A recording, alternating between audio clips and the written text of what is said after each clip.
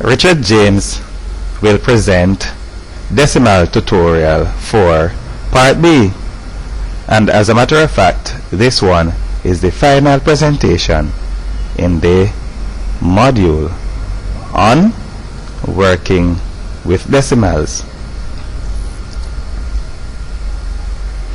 There we have a fraction in which the numerator has a sum and the denominator has a product.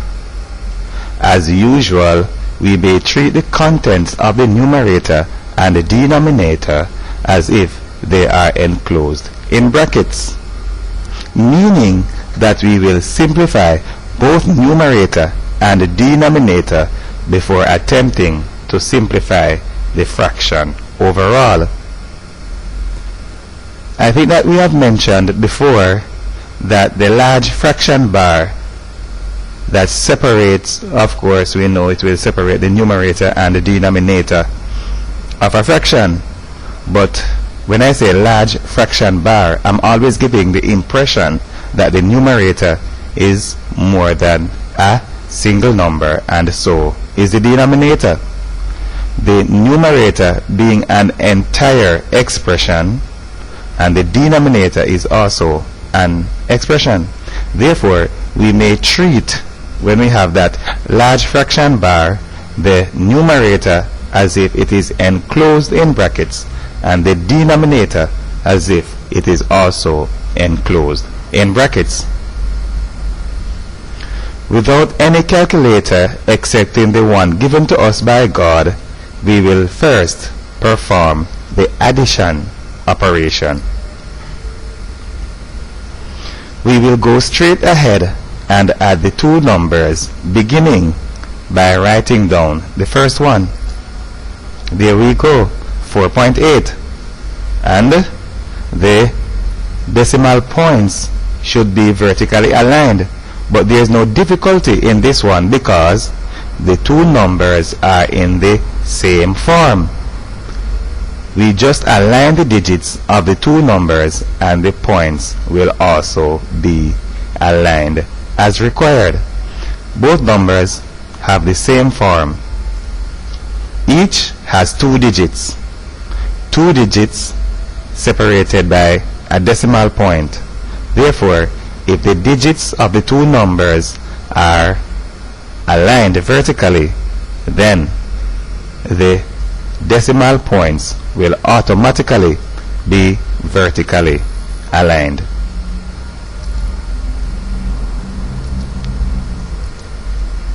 This addition is pretty much very simple. 8 plus 9 is equal to 17. Write down 7 and carry 1. Then we add all of those, including the one that was carried. But before we do that, we need to have the decimal point vertically aligned with the others.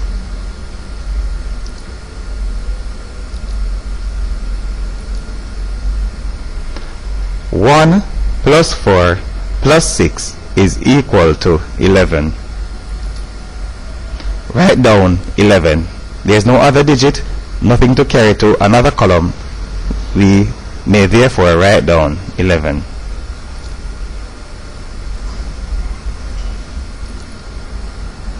On the next slide, we will find the product of 1.3 and 0.2.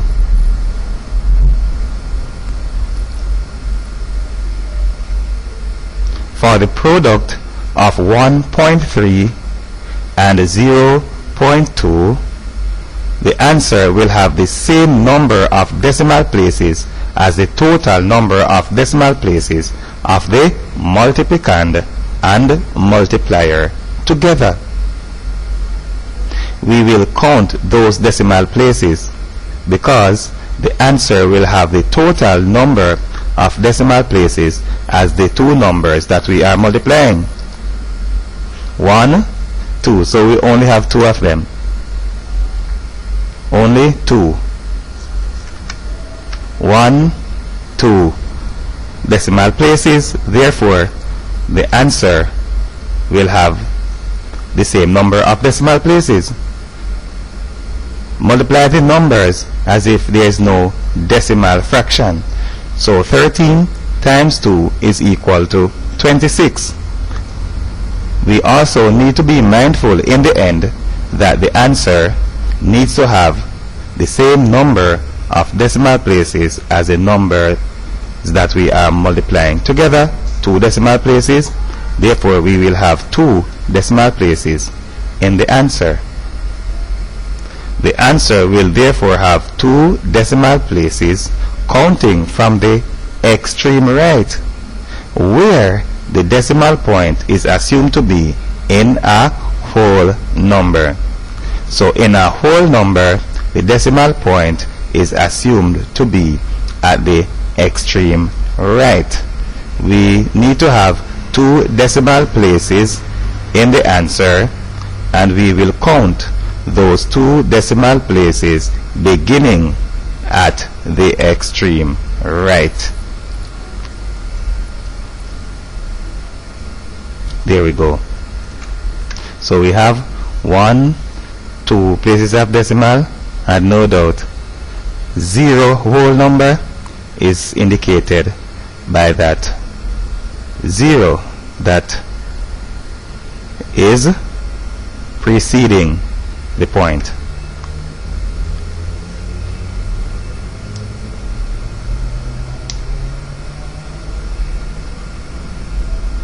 On the next slide, we will divide 11.7 by 0.26. We are about to reduce the fraction, which is 11.7 over 0.26. We may perform the division process by the method of reducing the fraction. We will always opt to do that when the fraction can be reduced. Otherwise, we will take another approach, which is the form of traditional division. But in this particular case, it just requires just a bit of knowledge to discover that we can really reduce this fraction, and as a matter of fact end up with a very simple result. We are about to reduce the fraction. Before doing so, we will eliminate all decimal places as usual. However, the denominator has 2 places and the numerator has 1 place. We will therefore include an extra place in the numerator. That place will be occupied by a 0. So we need to eliminate 2 places of decimal here and only 1 here. Let us say that we eliminate 1 decimal place here and 1 here. Then we would have an additional decimal place in the denominator. What we will therefore do is eliminate both places of decimal in the denominator and then attempt to do the same in the numerator. But the numerator has only 1 place of decimal. We therefore give the numerator an additional place of decimal by including that 0. So there we have it, 2 places of decimal. And then we go to the denominator and we eliminate those places of decimal.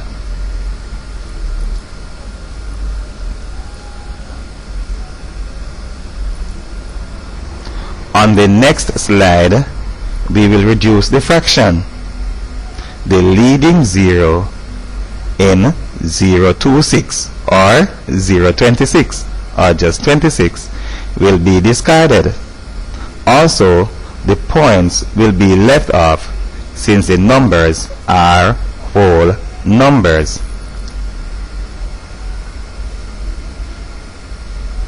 We will now reduce the fraction. The numbers may only look awkward because of the fact that we do not know our 13 times table. If we were familiar with the multiples of 13, we would have realized that 117 is a multiple of 13, and so is 26. The fact that a multiple of 13 ends with a 0 means that that number is also a multiple of 26, since it is also even. So if we have a multiple of 13 that is even, then that multiple of 13 that is even must also be a multiple of 2.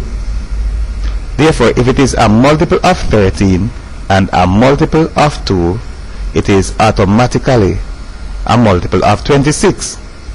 And we can say that without fear or favor, because 13 and 2 do not have any common factor, well, with the exception of 1.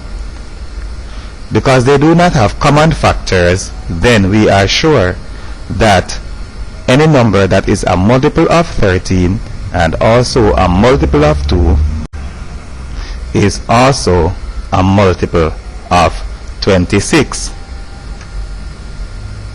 This means that the numerator and denominator are multiples of 26, but we will choose to reduce by a common factor of 13, then by a common factor of 2.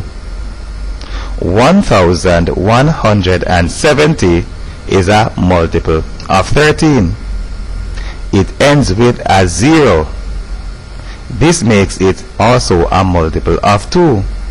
It is therefore a multiple of 13 times 2, which is equal to 26. And what is so significant about a number ending with a 0 as it pertains to being a factor of 2? Even numbers end with 0, 2, 4, 6, and 8. And all of those numbers are divisible by 2. Therefore, since 1170 ends with a 0, we are sure it is even. It is also a multiple of 2, and since it is a multiple of 13, it is also a multiple of 13 times 2.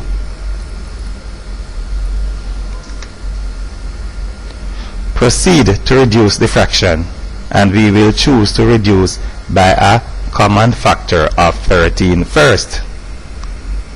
26 divided by 13 is equal to 2, and 1170 divided by 13 is equal to 90. We go, and no doubt, no difficulty.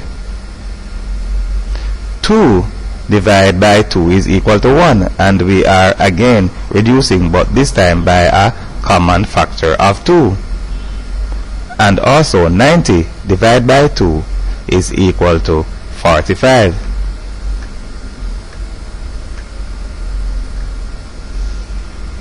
The numerator is 45 and the denominator is 1. Any number divided by 1 is equal to itself. 45 divided by 1 is equal to itself. The result is 45. I am not taking it for granted that we all know our 13 times table, but I am also not acting as if we do not know it, because we should be at least be familiar with the multiples of 13 up to 13 times 11.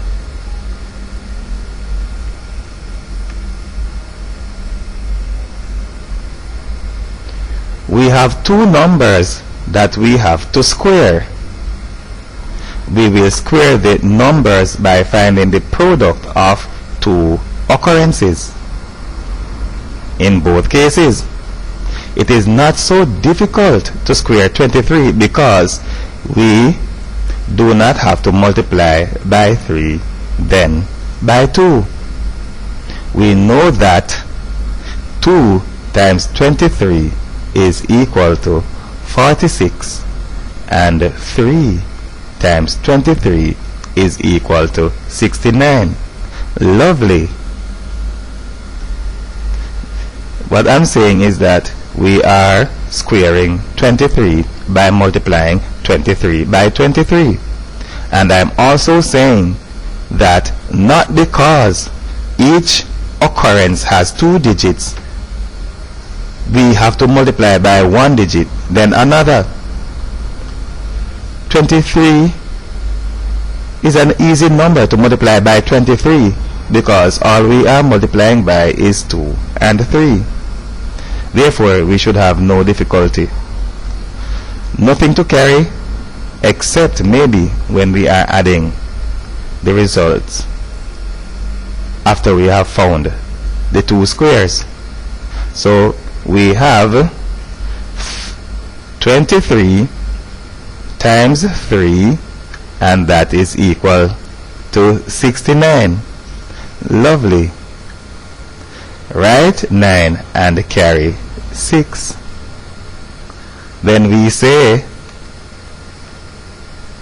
23 times 2 is equal to 46. Then we say what? 46 plus 6 is equal to 52. Write down 52. That's all there is to it. 529. And I have seen on a few CXC CSEC papers the examiners are making use of the square of 23 and also the square root of 529. Therefore, it would be nice if we get familiar with that square number 529. But do not forget that it's just not 529 because we have 2 places of decimal. When we square a number, the number of decimal places doubles. The number that we square has 1 decimal place.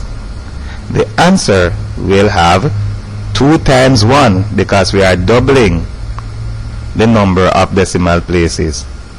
2 times 1 is equal to 2. 1 decimal place, double that to 2, and that is the number of decimal places of the answer. There we go. 5.29.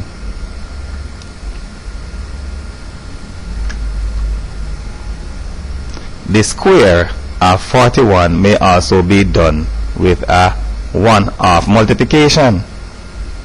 41 multiplied by 1 is equal to 41. And for 41 multiplied by 4, there is no digit to carry. Therefore, we do not have much difficulty.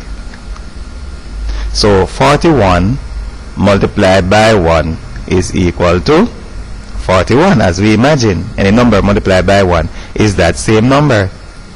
So write 1 and carry 4. What do we say next? Look at that one now. 41 multiplied by 4. It is the fact that we do not have a number to carry that causes 41 to be multiplied by 4 that easily.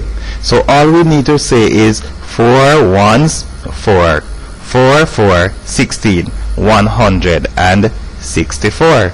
So 41 times 4 is equal to 164. That 164 needs to be added to this 4, and the result will be 164. 168.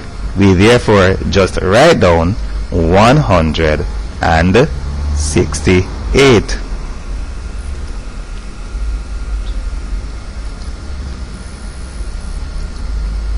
And again, do not forget the decimal places. When we square a number, the number of decimal places doubles. The number that we squared has one decimal place. The answer will have 2 times 1, 2 decimal places.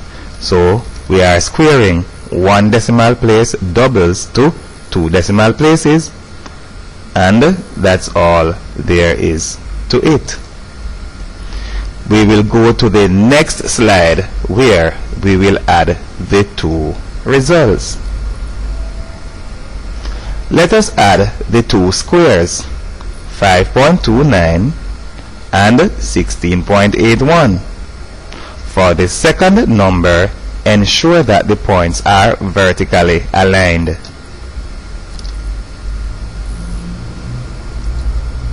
Write the digits on both sides of the point. The 81 as a decimal fraction and the 16 whole number. And then let us add. 9 plus 1 is equal to 10. Write down 0 and carry 1 to the next column. 1 plus 2 plus 8 is equal to 11. So when we are doing our mathematics and we are writing down rather than using the calculator, whenever we carry, it is very good to also write down the number that we carried, in order that we will always be mindful of it, to the extent that we may be able to use it when we add in the next column. Write it down, because as you know, short pencil is better than long memory. Well, we are including it right here. 1 plus 2 plus 8 is equal to 11. Write down 1 and carry 1. And what do we do after that? The decimal point must be vertically aligned with the others. So, vertically align the decimal point of the answer with the decimal points in the problem. And the one that we carried is also included right there. 6 plus 5 plus 1 is equal to 12. Write down 2 and carry 1. 1 plus 1 is equal to 2. That's all there is to it. And it is always good to have information down, especially the instruction and information that we have here, or we may say the additional instruction and additional information that we have here that may be appropriate for someone who is a bit different from us.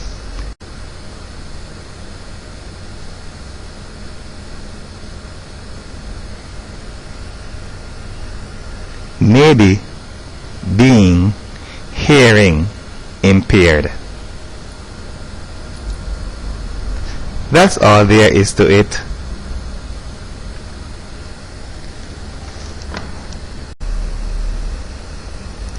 We are about to reduce the fraction. Before doing so, we will eliminate all decimal places as usual. However, the numerator has 2 places and the denominator has 1 place. We will therefore include an extra place in the denominator. That place will be occupied by a 0. And I am sure that this is not the first time in this video presentation that we are seeing something like this. As a matter of fact, just a few minutes ago we had a very similar situation, with the exception that the deficit existed in the numerator. We will therefore not go at length to explain the necessity of having to include an additional zero, because this problem is in a lot of way analogous to the one that we had before. And we are about to divide 0.18 by 0.6, but we are by no means turning a blind eye on 0.003, which we need to subtract in the end. However, the first part of our process will be the division, which is the reduction of the fraction that we have on this slide presently. Go ahead and eliminate the decimal places. 1, throw in that 0. 2, eliminate those. Then we move merrily to the numerator and we will eliminate 2 places of decimal also.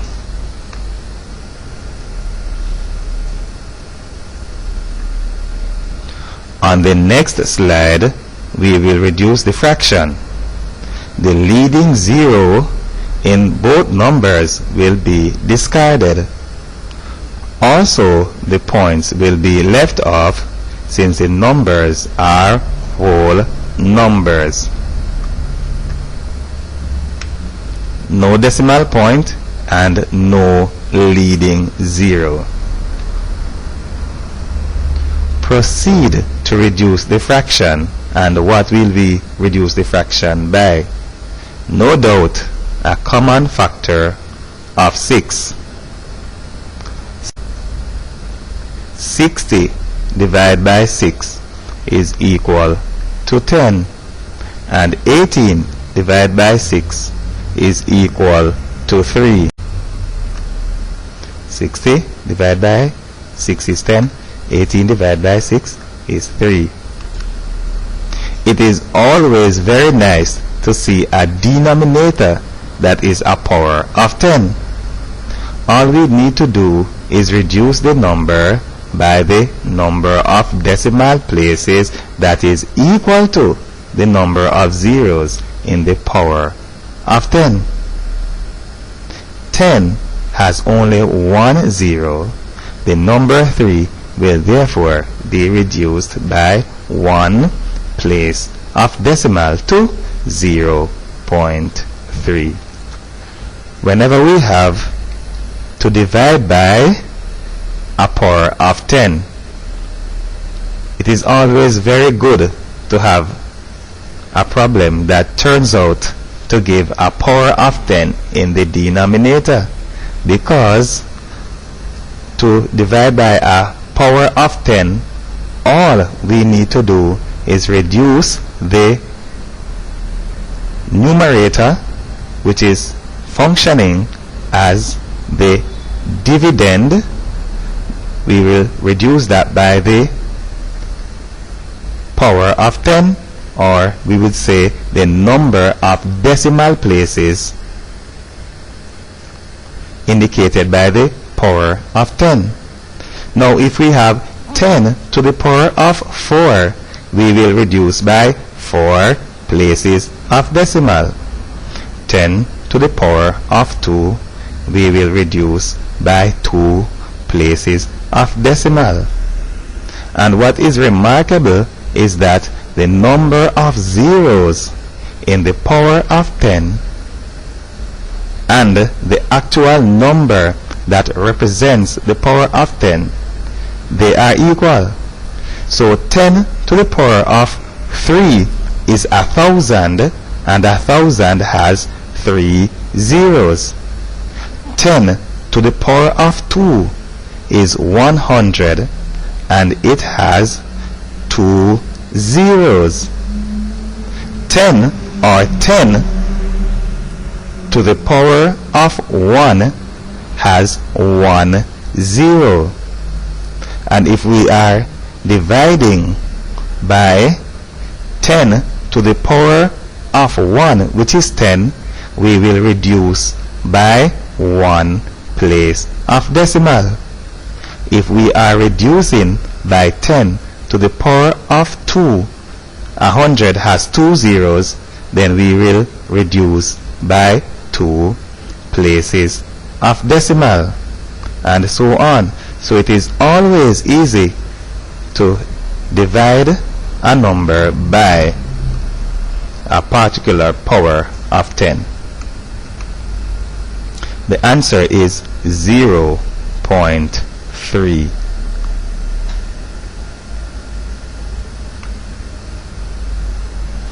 We will now find the difference between 0.3 and 0.003. Write down the first number, which is 0.3. For the second number, ensure that the points are vertically aligned. And what do? Write the digits on both sides of the point. 0.003. Therefore, on the right side we will have 003, and on the left side, with no whole number, we will write just 0, and we proceed to subtract, with the exception that we do not have any digit to take this 3 from. Include placeholding zeros in the region that will be affected by the subtraction process. Therefore, if we are about to include trailing zeros or placeholding zeros, since we are doing a subtraction problem, it would be appropriate to include those zeros in the region that will be affected by the division process. Maybe for addition we would not have to include those placeholding zeros, but for subtraction they will play a very important role. And I am sure that the subtraction process may be carried out mentally. Therefore, it is not far-fetched that a candidate or someone performing this subtraction process might not want to use the placeholding zeros. So one might not want to use them because the process may be done mentally. But I am saying for this demonstration, I will include the placeholding zeros. We will move merrily to the next slide, where we will complete the subtraction process. We cannot take 3 from 0, so we go to the next column. When we go to the next column, we encounter another 0. So there's another 0 there.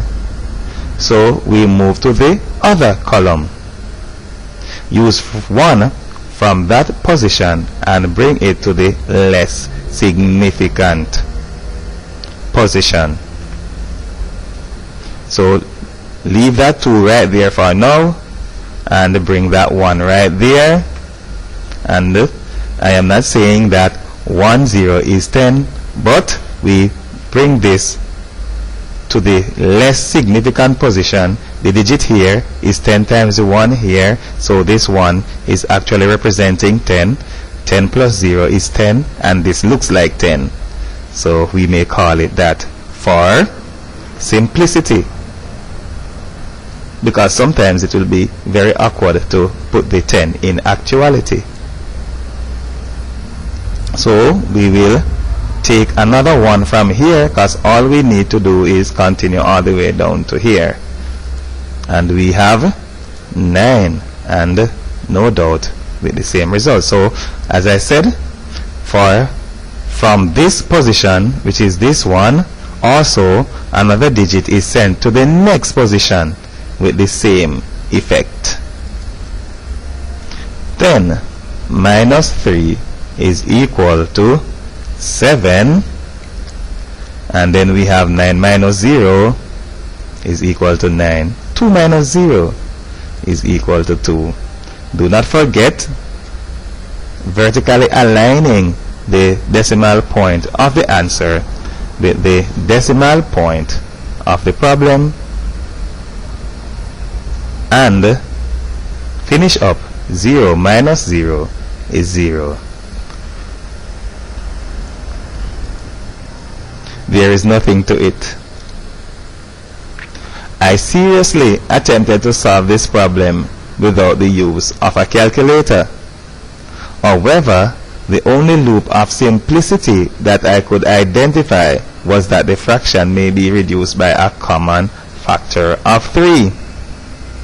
Out of desperation, I eliminated the decimal fraction, but that step did not take me forward, at least not in the direction that I needed to go. A forward step would have been one that could help me to find the square root without the use of the calculator. The square root turns out to be irrational, so I had to turn to the horrible exercise of using the calculator. When I see a square root problem, I take sometimes a second or even a third look at it to see if the square root may be something that I could find.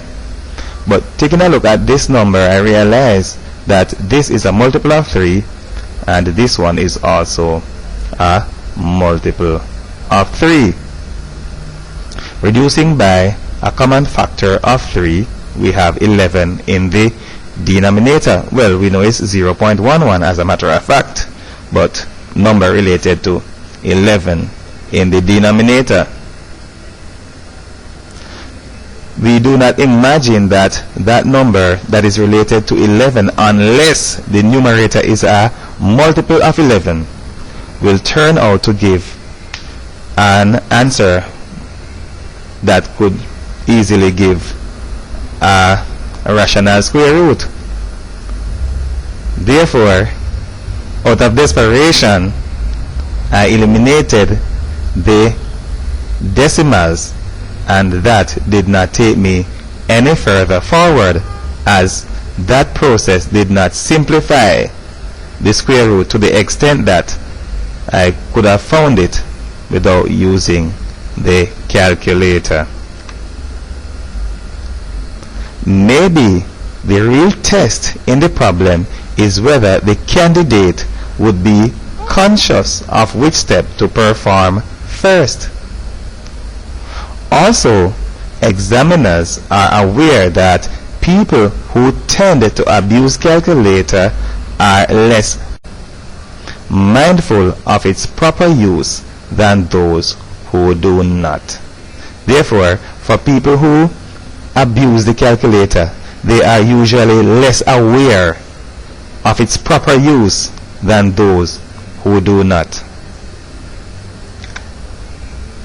Using the calculator, a candidate might access the square root, then type 13.5, followed by the division sign, and finish up with 0.33 as shown below. So in using the calculator, one candidate might say square root 13.5 divide 0.33. What will be the result? What the calculator does is find the square root of 13.5 alone, then divide the result by 0.33. This would have resulted in an incorrect answer. Why? Because the square root sign is all the way down to the denominator and up and away. Therefore, we are sure that everything under the square root sign is pertaining to finding the square root of the entire thing. Therefore, finding only the square root of the numerator could not possibly give the correct result unless the denominator would be equal to 1. There are at least 2 ways to arrive at the correct answer. Treat the expression under the square root sign as if it were enclosed in brackets. So that is the first approach. Treat the information under the square root sign as if it were enclosed in brackets. Type the same expression as on the previous slide, but this time enclose the entire portion that falls under the square root sign in brackets. Write back everything exactly as we had it on the previous slide, but with the process enclosed in brackets.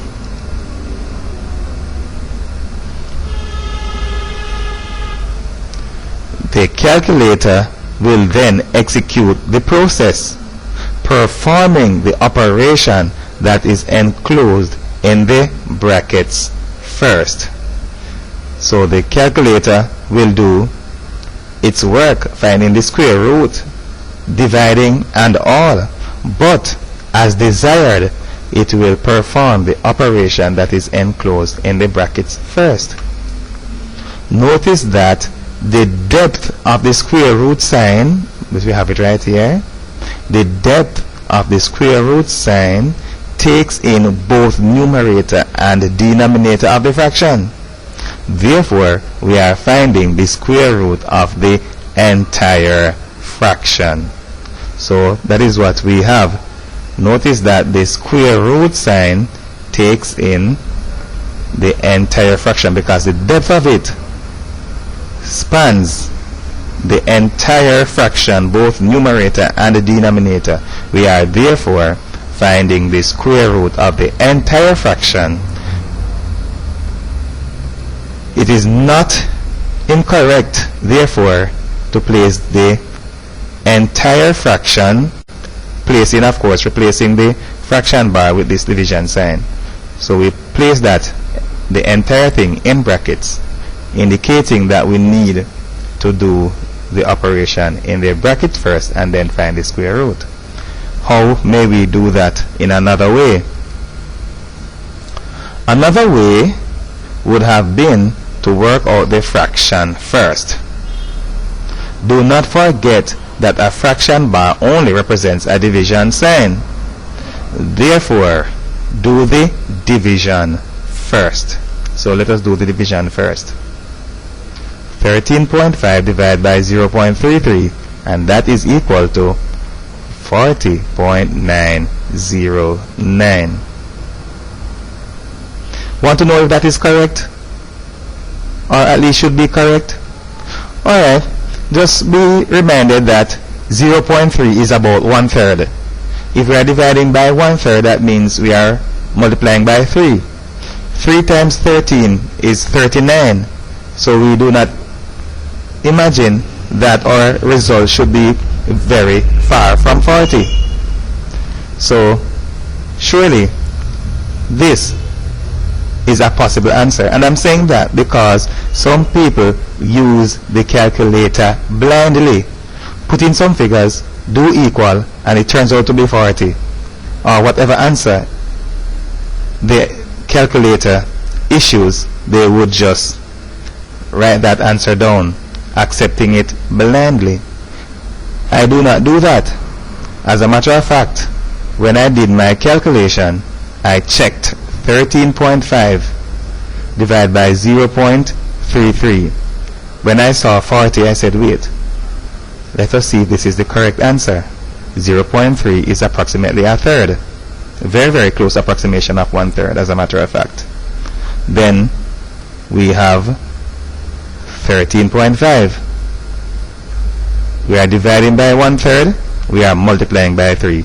13 times 3 is 39. There we have 40. Very, very close to what we would have expected, making a very quick mental approximation. Therefore, to say that 13.5 divided by 0.33 is equal to 40.909 is not outlandish at all. Next, take that result and find the square root of it. We are finding the square root of 40.909 using our calculator. We end up with 6.39602. And again, we may make a rough check. The closest perfect square to 40 is 36, and the square root of 36 is 6. Therefore, we imagine that the square root of 40 plus should be 6 point something. Therefore, this again cannot possibly be an answer that is far away from the exact value. A rough check with your mind will help you to verify the result of your calculator.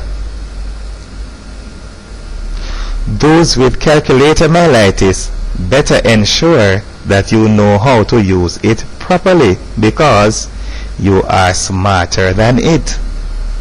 You are able to pick sense out of nonsense, but the calculator is not like that. If garbage goes in, then garbage comes out. When studying information technology, we were taught that the computer is a dumb instrument. So is the calculator.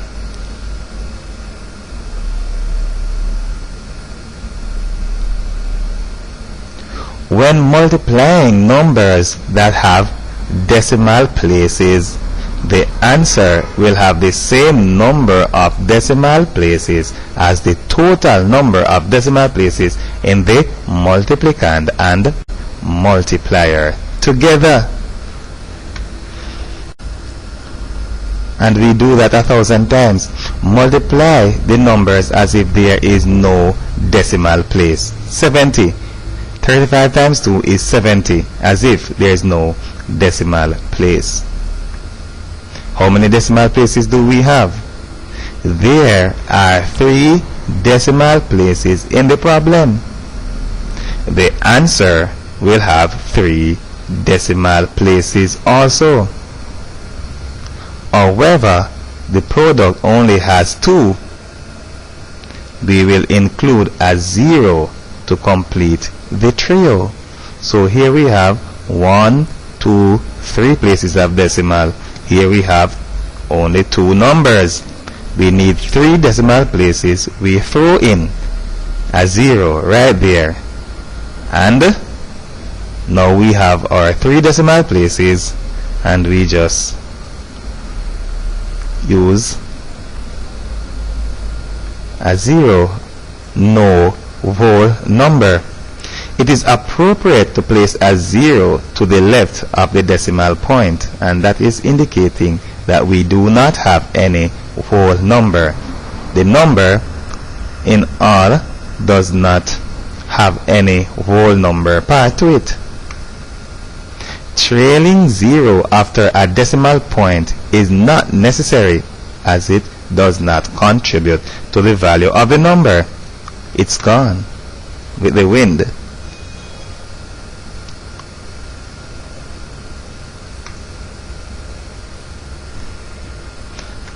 This problem,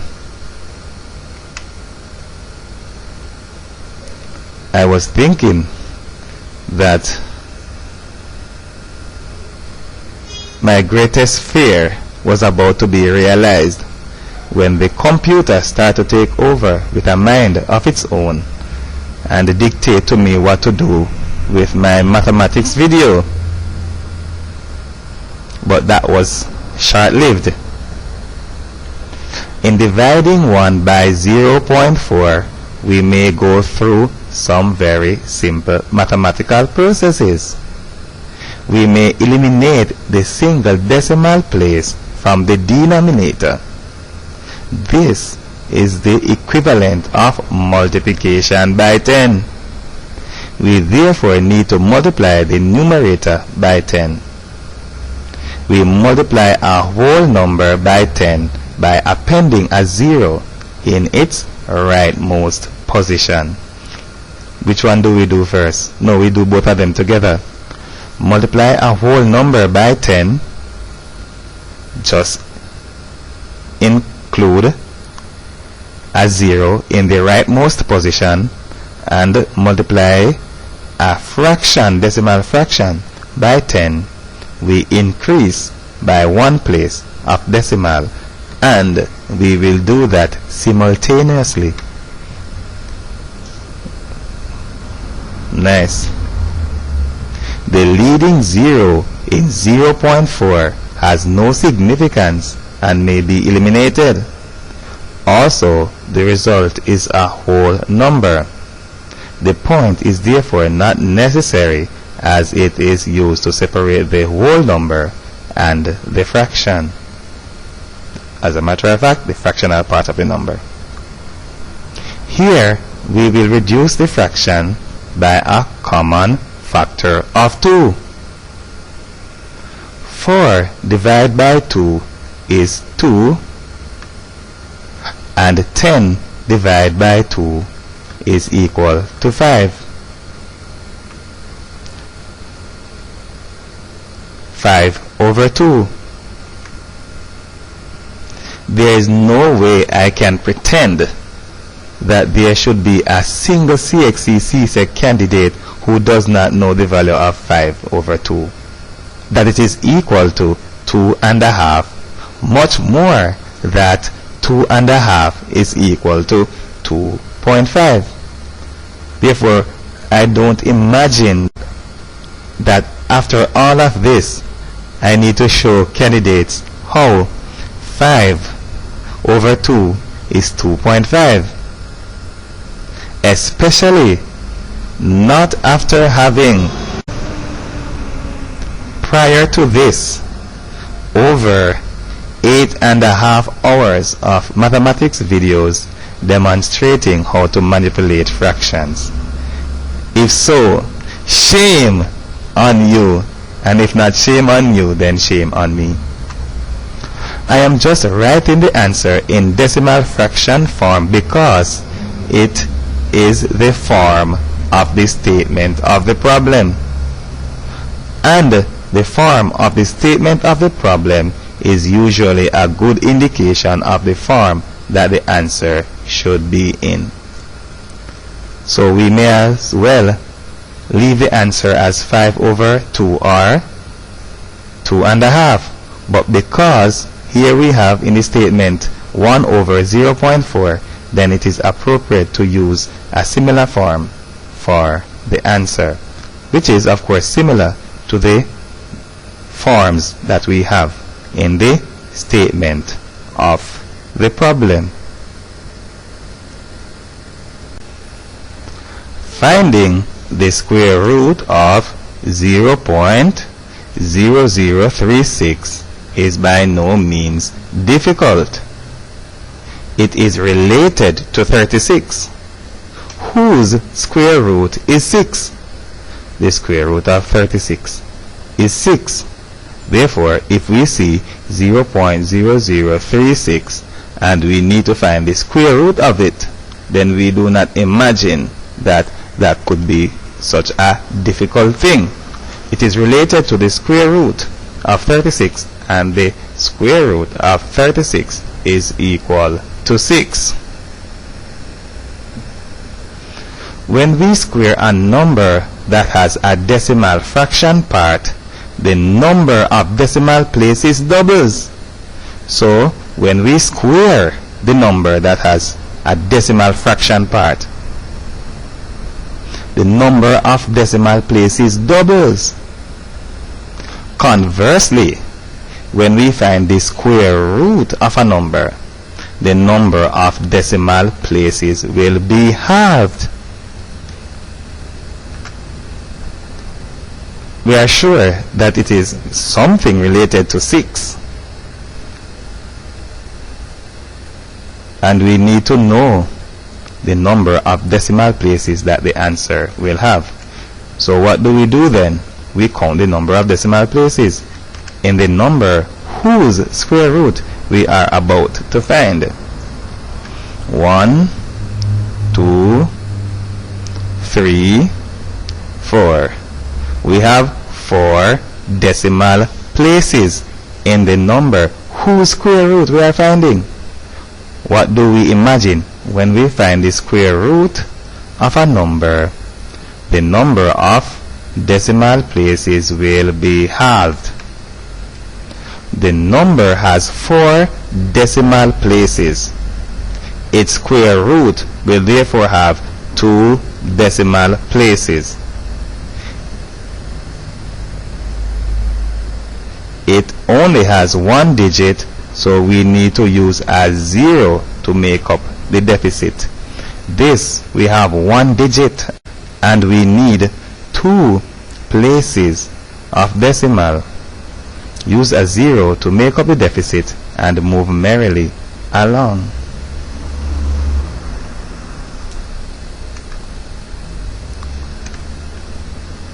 1, 2, 0 to make up the deficit, and then what? Include another 0, and then we are done. The square root of 36 is 6, and the number has 4 decimal places. The answer will have half of that number, which is 2. Half of 4 is 2. The answer will have 2 decimal places.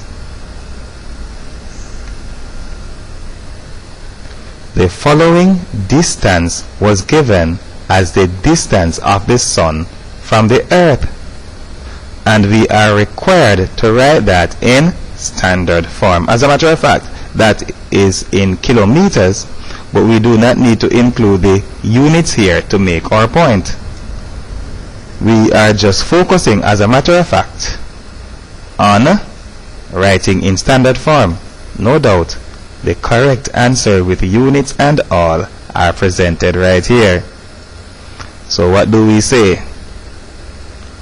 The following distance was given as the distance of the sun from the earth, and we are required to write it in standard form. The number needs to have 1 non-zero digit to the left of the decimal point. Count the number of places by which the number has to be increased or decreased in this particular case in order to have only 1 non-zero digit to the left of the decimal point. So let us begin with no movement. Do not forget that in a whole number, the decimal point is assumed to be located at the extreme right, or we may say at the extreme right is the default location of a decimal point in a whole number. So no movement. Then we go 1, 2, 3, 4, 5, 6, 7, all of 8.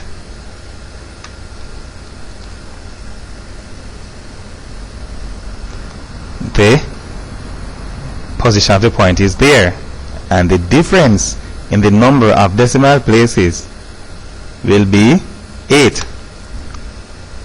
The number is decreased by 8 places of decimal. Of course, it has to be a reduction, because what do we have here? We have 150 million, and here we have 1.5. surely a reduction. The number is decreased by 8 places of decimal. The number is therefore divided by 100 million, and that is 10 to the power of 8. We need to recover the original value of the number by multiplying by 10 to the power of 8.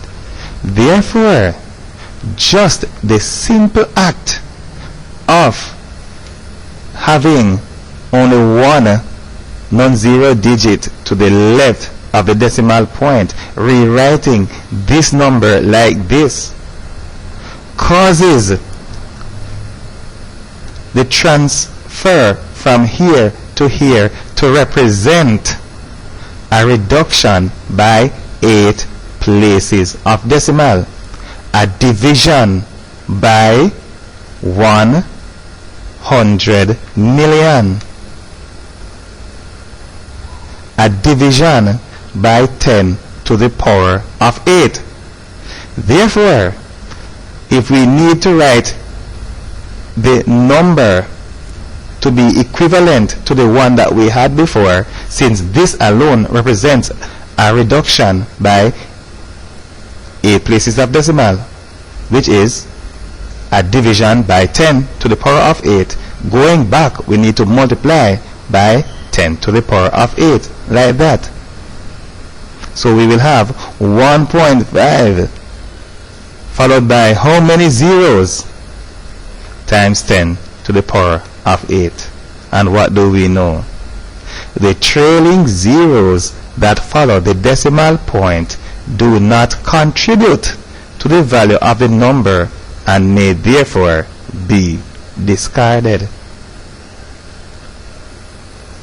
Those trailing zeros, all of these zeros, 1.5, 0, 0, 0, 0, 0, 0, 0, all, if not necessary, may be eliminated like that. Wish it was as simple as that in life in general.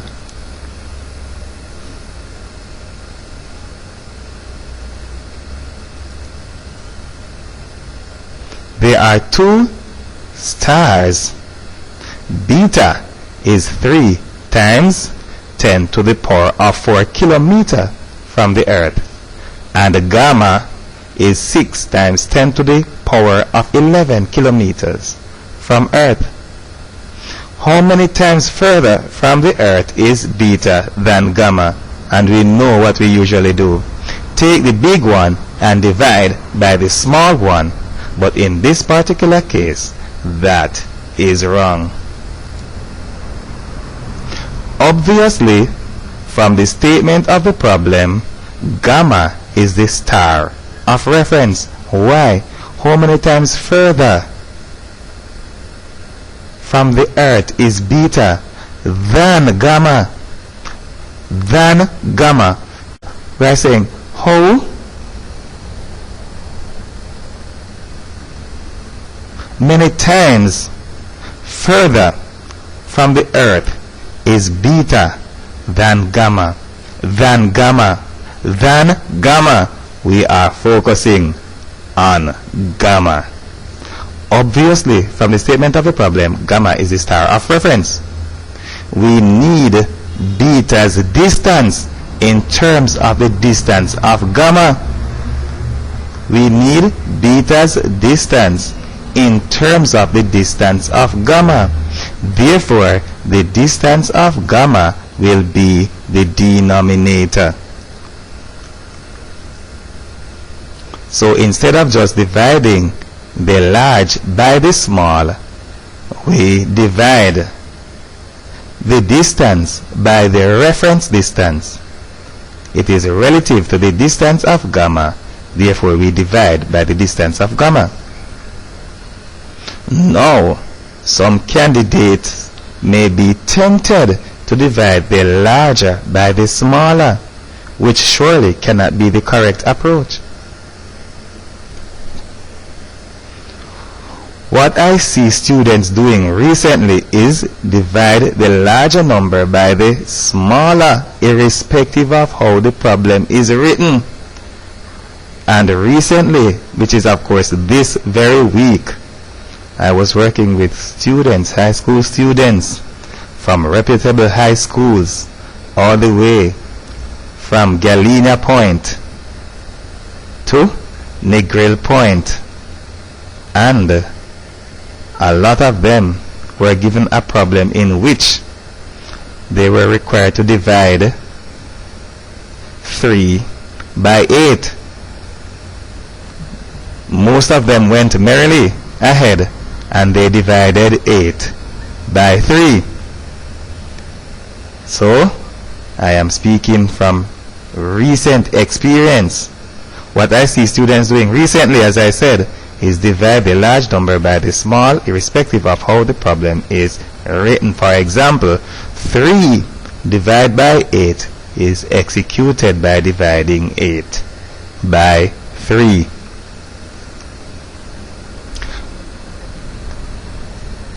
As stated before, the reference quantity should be the denominator. For example, if someone asks, by how many times is 10 bigger than 2?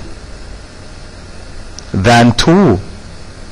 We know that 10 is 5 times bigger than 2. Surely the answer is 5, and it is found by dividing 10 by 2. Therefore, 2 is the reference quantity, and we divided by 2. This question may be written, 10 is how many times 2? That's another way of writing it. 10 is how many times 2? And I'm speaking to you who are watching this video. 10 is how many times 2? 5 times 2. I'm hearing all the answers. 5 times 2. That's right. What if the question were written, 2 is how many times 10? With 10 being the reference quantity, we would divide by 10. Therefore, the answer is 2 over 10, which reduces to 1 over 5, or 1/5. 2 is equal to 1 over 5 of 10, or 1/5 of 10. There is no reason why the answer to a question that requires the number of times cannot be a fraction. Surely the answer to the question about the stars is a fraction, which of course is less than 1. Therefore, as a matter of fact, we are sure that we have gone through a lot of problems in our lives that require that we find something relative to something else, and the one which is the figure or quantity or number of reference always occupies the denominator unless otherwise stated. For example, you have a particular number and you were given a question like,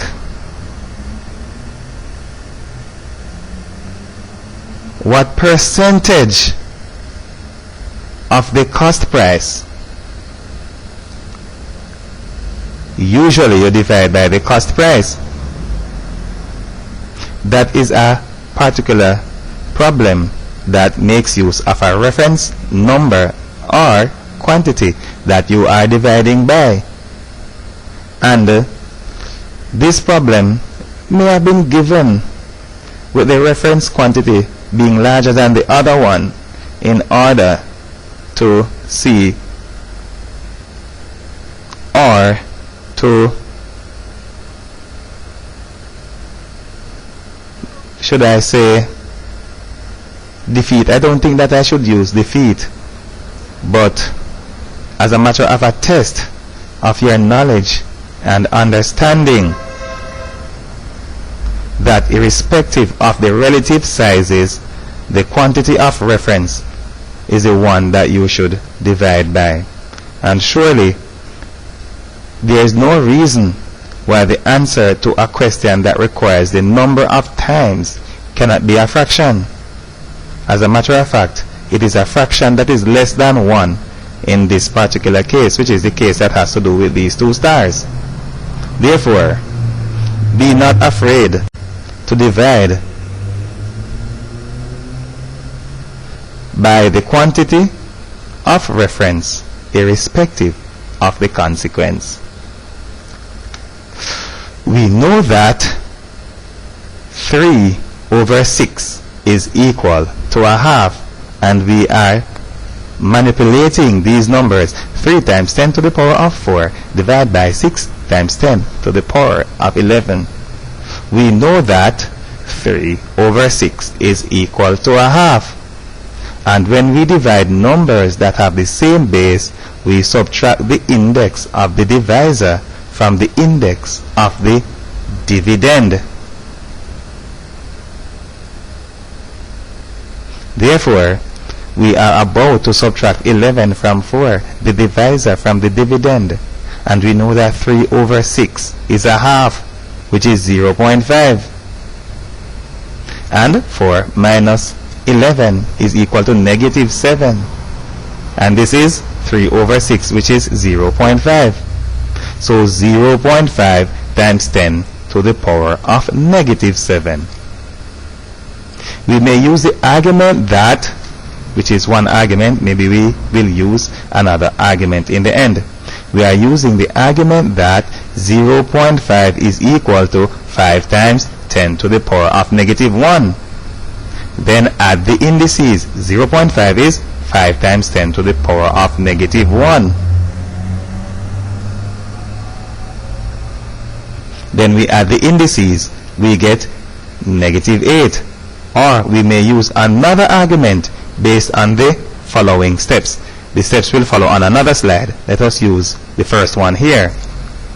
So here we write 0.5 as 5 times 10 to the power of negative 1. 5 times 10 to the power of negative 1.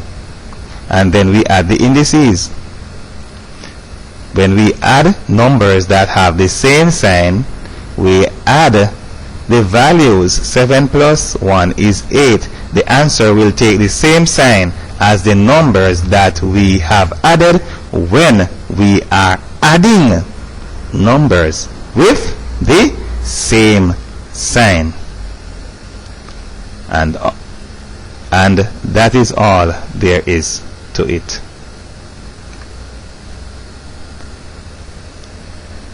Now, alternatively, in the numerator, we may rewrite 10 to the power of 4 as 10 multiplied by 10 to the power of 3. Then we will take the 10 that is separate from the one with the index and multiply the 3, which will give 30, and also make use of the fact that when we divide numbers that have the same base, we subtract the index of the divisor from the index of the dividend. Therefore, this 10 to the power of 4 that we have right here is written as 10 times 10 to the power of 3.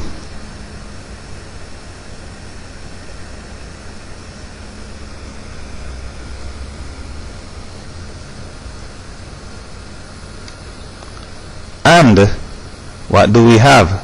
Same denominator. 3 times 10. 3 times 10 is equal to 30. And then we will subtract the indices. Here, 3 minus 11 is equal to negative 8. That's just another approach. So 3 times 10 is 30, and then we have 3 minus 11. We are dividing numbers with the same base. Subtract the indices. So we have the 3 tens, 30, and then we have the 10 to the power of 3 divided by 10 to the power of 11, 10 to the power of negative 8. And then we divide by 6. Very nice, because 6 into 30 is 5 and we have 10 to the power of negative 8. What else is there to it?